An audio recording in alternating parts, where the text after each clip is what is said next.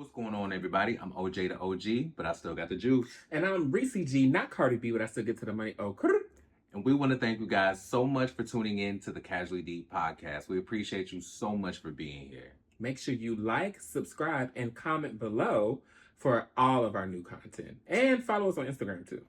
Appreciate you so much. That's Casually Deep Podcast on Instagram. That's Ressie G on Instagram. And that's OJ.the.OG. Is it really that deep? Not really, but we make it that way. Well, let's casually talk about it.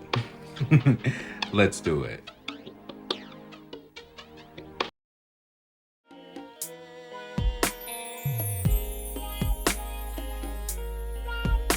What is the insecurity that you create the biggest diversion for, or the biggest guard for?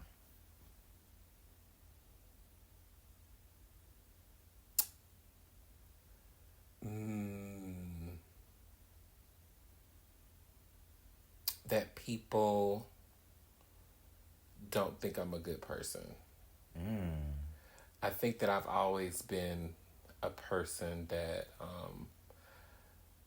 in phases, I've tried to debunk that in so many different ways. From nowadays, it's different. Nowadays, it's different. I'm more mindful of the things that I say because I know that things that I say can offend. So that's the way that I'm dealing with it now. But like when I was younger, I was a people pleaser. I will bend over backwards and give you my last and not have anything. And I, when I started to kind of rise as a stylist out and about, I would always look very mean and unapproachable and just stay away from me. I'm on a mission, type of thing. And it worked. Okay. You have your arms stretched out saying, back off, motherfucker. That. But, yeah, I think that that's probably the biggest thing. So I try my best to nowadays make it known that I'm complex. There's a lot to me. I don't mean any harm, but I'm gonna tell you how you make me feel, or how you made me felt, how something that you've done has made me feel, and I'm gonna always express it because I think that that's kind of like a freedom that I give myself with addressing that particular insecurity. But I'm okay with people thinking that I'm a bitch. I really am, but that is something that I'm like, for a split second, I'd be like, damn, I hate that people think I'm a bitch, or I hate that they think I'm a bitch, but oh well. Moving on. There you go. Next question, Tamika. Hey, shout out Tamika. I don't know who Tamika is, but thank you, Tamika.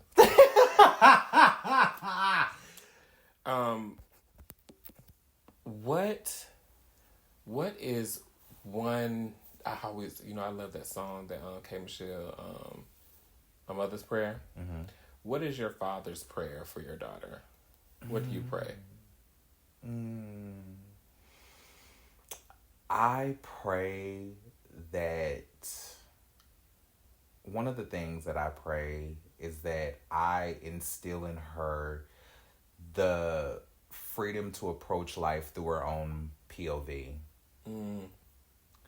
Because that's one of the things that, even though I obtained that trait negatively by being left alone all the time as a kid, I would love for me to teach her to follow her creativity, follow her imagination, dream as big as she can, and formulate ways to get there, and without having to be absent.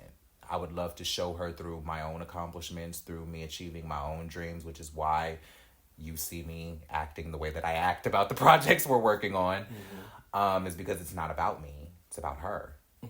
I pray that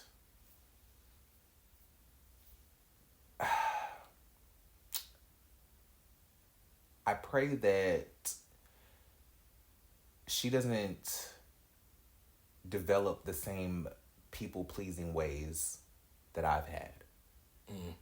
Because people tell me all the time, and I feel like this, but people confirm to me all the time that my daughter acts just like me.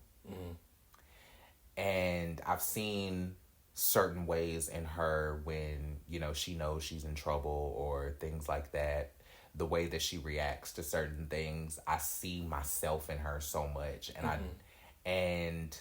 I don't want her to internalize critique or discipline or chastisement as character deficiencies.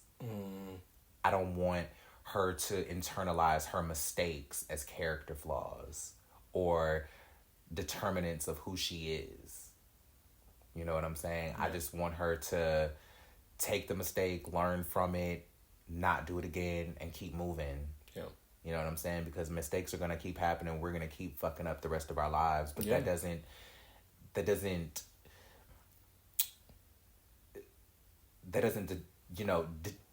determine your place in the world or who you are as a person or what you put out or how people perceive you. Mm-hmm. You know what I'm saying? That, and the last thing I would probably say is try to never make the same mistake twice. Yeah. That's a good one. Good job. You bump your head too many times, you have 2 knots on both sides. You don't want that. Okay. Mm-hmm. Or as Dorothy May would say, a hard head make a soft ass. Mm-hmm. Okay. So,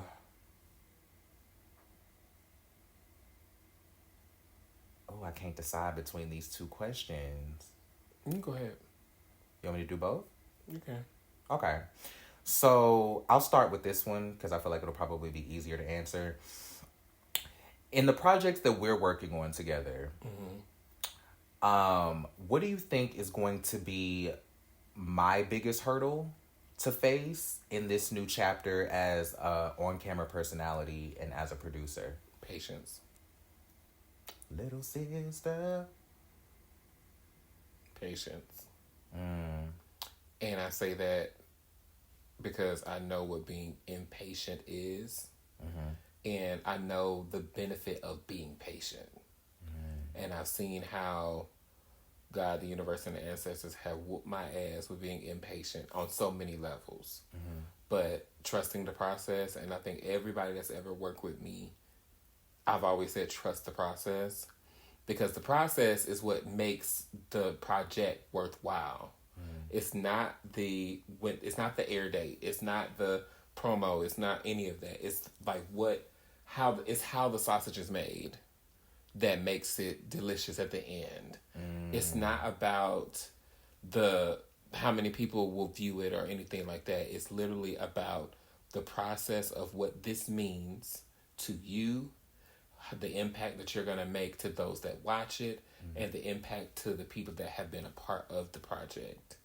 And then once you complete something and you have that relief, that exhale, you will see that your patience was worth it. But patience. Yeah. That's what I think. Okay. Do you want more children? I would love more children. That was just a cute one. I want you to have a son. That's what I have one, technically. I say you OJ Jr. OJJR. Yes, little OJJ. OJJ. I actually wanted to have a son. I have the name and everything. And I wanted to have a son. Only time was. So with having more children, what type of grandparent, with knowing how your grandmother is, what type of grandparent do you think that you're going to be? Ooh, I feel like I'm probably going to be an extended version of the dad I am. I feel like I'm probably going to be a more relaxed grandparent because I'm like on my kid. Like I'm like very, like I always say I'm the bad cop and my husband is the good cop. My ex-husband is the good cop, because even though I'm more of a disciplinarian, I'm closer with her.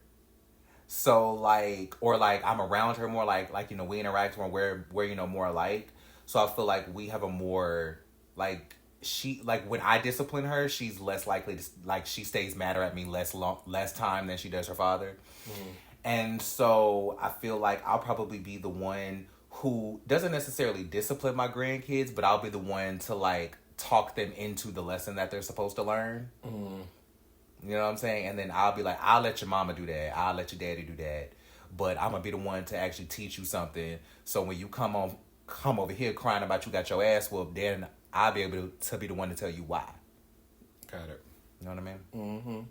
Hear that. Yeah. Very that. Like that. My last question for you is going to be, as a comedy icon, shout out Joan Rivers, as a web reality icon, because that's not debatable. What do you think your former cast members think of the legacy you've left on the brand of chasing reality and web reality as a genre? I think that I look at the season 3 cast. Okay. I won't say names. Okay. But I'll just tell you what I think that they would think. Okay. I think one of them would think that, and y'all out there can guess who I'm talking about. I think one of them would think that bitch done been through a lot, but she made it through. Nobody could ever do what she does. I think that one person will publicly say that they don't like me still, but privately just say she do what she do.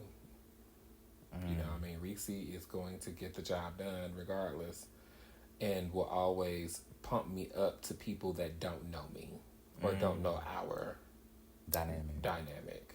Okay. I think one person will always feel like they don't know how to approach me because of what they did within our friendship, what they took from me, the malicious things that they had done. It's going to always ride them until they fess up to the truth. But they will always think that we are equal when it comes down to our producing abilities. I think one person looks at me now as kind of like a big brother, because I do check on them quite often and make sure that they're all right.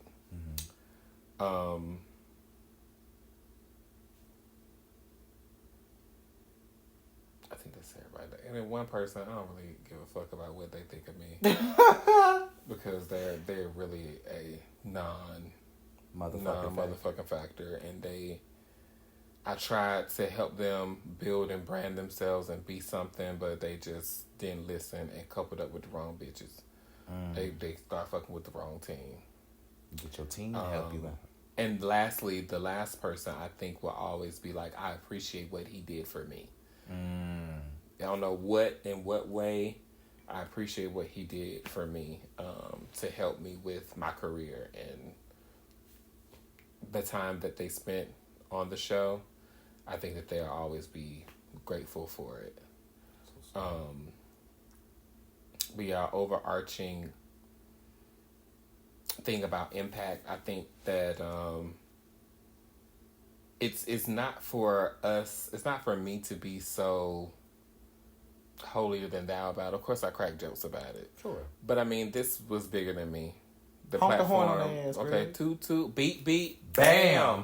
Oh, I can show a Honk the pencil. horn on their ass. Toot toot, boop boop, bam.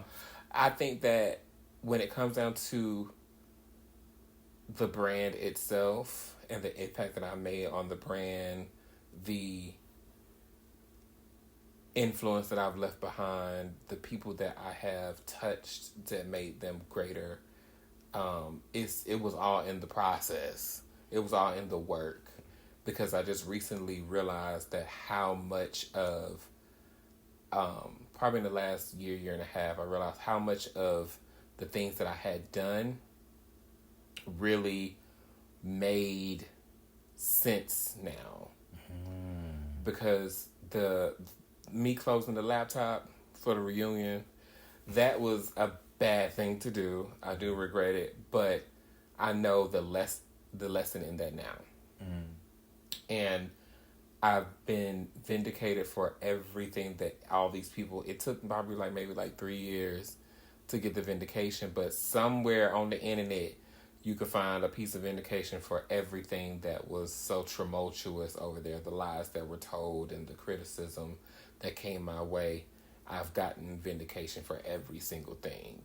And so it put me in a place of being able to appreciate the journey that I had and have in the web reality world, and understanding and claiming and owning that you impacted a lot of people.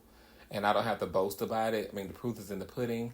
But I will tell you, I am probably one of the only producers or web reality stars I'm not going to gatekeep. I don't gatekeep. None of us are millionaires. None of us have even touched $1 million yet. And so gatekeeping to me, when you ain't been nowhere or ain't did nothing, makes no sense to me. And everybody on the cast or that I've worked with in the last cast, season 3, I wish them all well. I've seen them all do great things after working, except for maybe 1 or 2. But and I know why. But when you make such an impact on somebody, you have to be aware of what that impact will do and how to not get caught in that web and be able to move away from it. See. So, yeah. Do you feel like you get your things? I do. I feel like I get my thing. Well, I will say this. There was one point in time where I wanted to get my things from certain people, but I had to look at the cup half full and see where I was getting my roses from. And that was from the viewers, the fans, some of the bloggers. There's still some that they're going to be who they're going to be. Right. People on other franchises and other shows. Like, I think I've been complimented by at least one person on all the other platforms. From Pop-Up to Gemini to Reality for Real. What is it? Real Reality to the Real Hot Boys franchise to all the different shows. Come Up. I've gotten my things from those people privately, and it's okay, and I'm okay with it being private. It doesn't have to be public, because what's the saying? What's known or what's the fact doesn't have to be spoken, or whatever it is. What's understood doesn't have to be explained. Doesn't have to be explained. And I'm okay with that, because at this level, I don't expect my things, because I know I got more to do. Now, when I get to the levels where it's for your consideration for this award and all those things, y'all gonna have to serve it up. But right now, this is all training for me. This is all boot camp. I love that. Yeah, this is all practice to get to the real prize. And I think that God, ancestors, the universe is keeping tally on, okay, well, we gave him this task. Let's see how he handles it. Okay, cool. Okay, let's give him a blessing, to get ready for something bigger. Because I will never understand why I've gone through some of the things I've gone through in this particular realm. But I don't take it for granted, because I know it's preparing me for something else. Right. Because it's been the things that there's so many things that have happened in this 8 years of me being a producer. I mean, and keep it real. I mean, I came to this thing not wanting to be a producer, just wanting to be an activist for the people, and really wanted to do this for the gays in Dallas. I didn't care about being a producer. I didn't know what the fuck I was doing. All I had was heart. But it's the same concept of being a self-taught great person. I mean, look at all the greats. They most of the time have been self-taught. I'm not comparing myself to anybody, but because I am already great. But I know that the journey to a higher level of greatness is struggle first. Yeah. And I'm okay with that. I'm okay with that. I love that. Last question for you. Okay. How do you think the podcast went? I think we did something really amazing. I truly believe that. I feel after crying through the first 2 episodes. I feel like we really had conversations that people need to hear. I feel like we had conversations that people need to know that they're not having alone.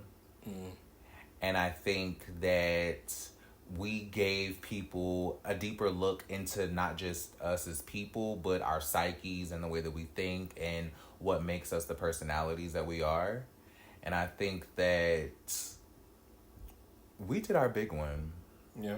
We really did something here. It was fun.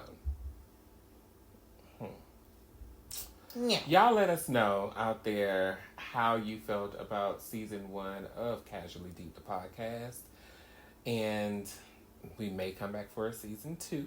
Who knows? But I would love to hear, I think we would love to hear your opinions, what we can do to make it better, and what conversations need to be had from our perspectives. So until next time, make sure that you have conversations casually and make them a little deep. Thank y'all so much. See y'all soon.